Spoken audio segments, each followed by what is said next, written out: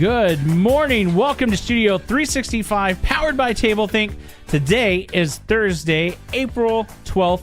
My name is Joshua, and I'm here in the studio and joined by Pastor Kerrie Palmer. I say that as if I could be joined by anybody else, but you know. And here you are. And here we are again. It's Thursday, though. That's right. So the week is moving on, and it seems like you still have a never-ending supply of coffee.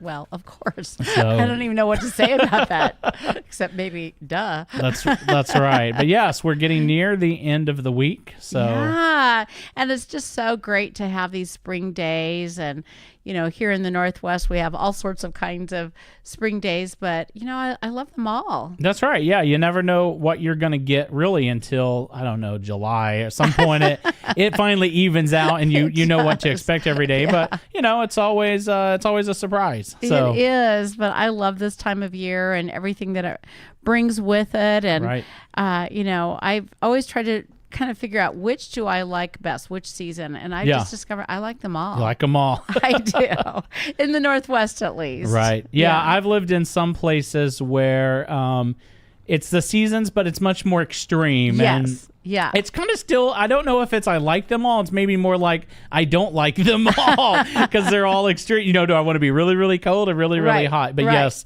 the Pacific Northwest is a great place weather-wise. And if you've never been out here, definitely come visit us. Right. So maybe you'll get like a little something for helping tourism. That's right. Yeah. So no, it's true. You know, one of the things that I'm excited about today's show is talking about the power of our words. And I think sometimes we tend to, well, we've talked about it before even in our culture, be so negative. Yeah. And there's a lot of power in that negativity.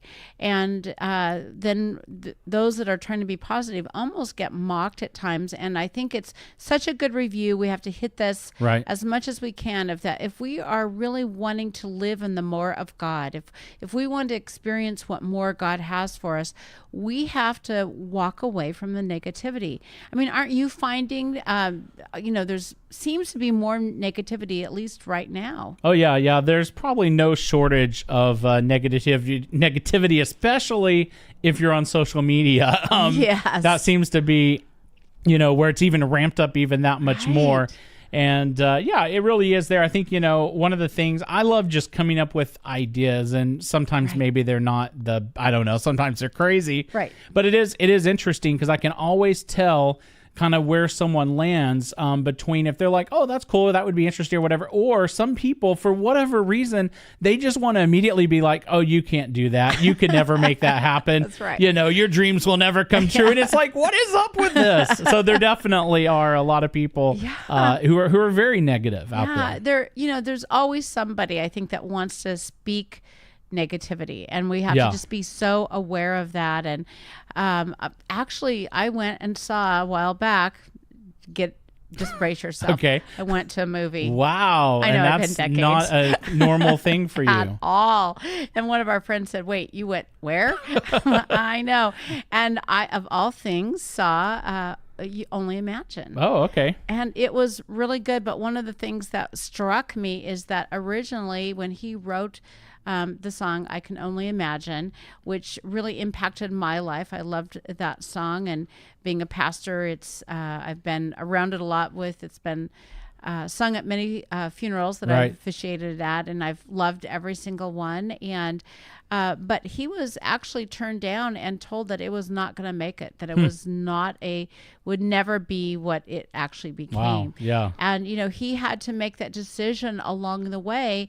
Am I going to really listen to those words or proceed? I do want to make note right now as I'm saying this is that look at me talking about a movie. Yes. Because didn't you just do that yourself? I did, yeah, on last episode. And so it's kind of like you're now trying That's to my segue. prove that maybe you have watched a movie in this century. That's right. But at any rate, when the psalmist is writing his story in Psalm 71, he talks about there are people in verse 24 that really have tried to harm and shame and disgrace. And that was in the ancient days, and it continues today. I mean, it's part of everyone's story, and it's just this decision. Are we going to allow that to impact us, or are we going to move out of that? And if we're in the dark because someone has placed us there, we need to really look at the fact that the light of God is where we belong. Right, yeah, and find a way to get out of that negativity and not be dragged down someone else's bad path. Exactly. You know, I really do get tired of what goes on social media, because my heart really is for us to agree to disagree with understanding. Yeah. And that the power of our words to say how we feel without condemning or putting others down is so important. And I think that when you come down to it, that grace has to be the theme of our words. I agree. That we give that space where we think and speak from grace, and that's our connection point.